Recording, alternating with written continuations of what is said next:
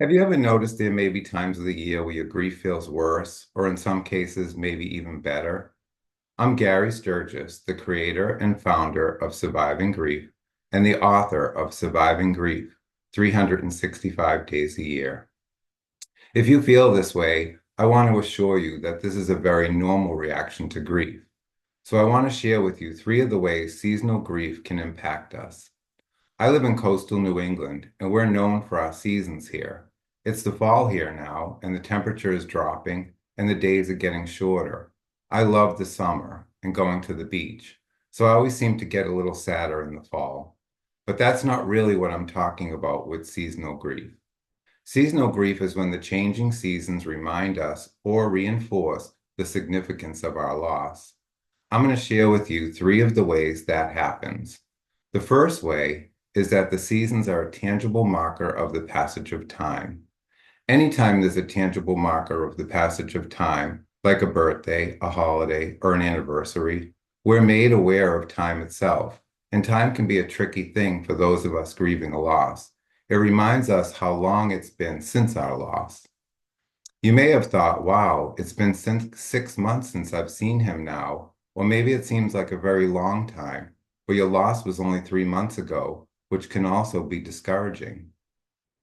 Tangible markers in time can also cause us to question our healing process. 6 months have passed. Shouldn't I feel better by now? I was hoping that I'd feel stronger by spring after the winter holidays.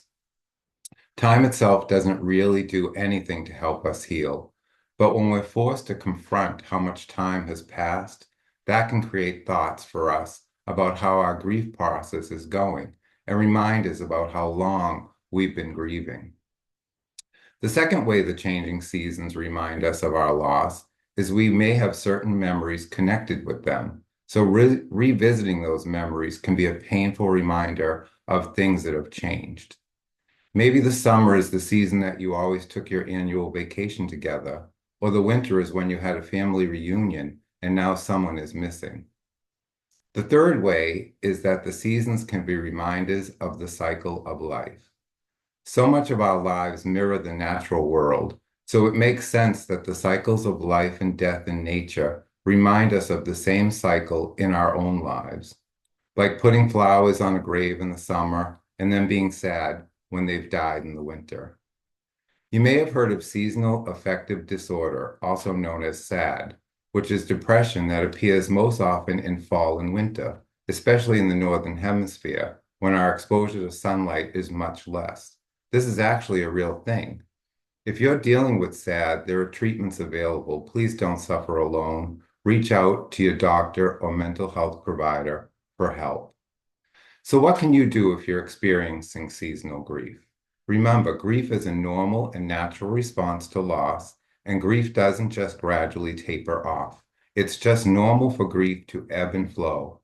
So even if you were feeling better at one point, feelings of grief might pop up again, and seasonal changes can trigger this. So having self-compassion is really important. I know it hurts to miss someone you love, and it's okay to feel that way, but it's also important to take care of yourself and reach out for support if you need it. You don't have to go through this alone. I know that grief isn't just one day on the calendar, it's the whole calendar and every season. And that's why I wrote my book, Surviving Grief, 365 Days a Year, so you would have a companion to guide you every day and all year long. This is the perfect time to pick up a copy to start off the new year, and I hope that you'll find comfort within the pages as you continue on your own personal grief journey.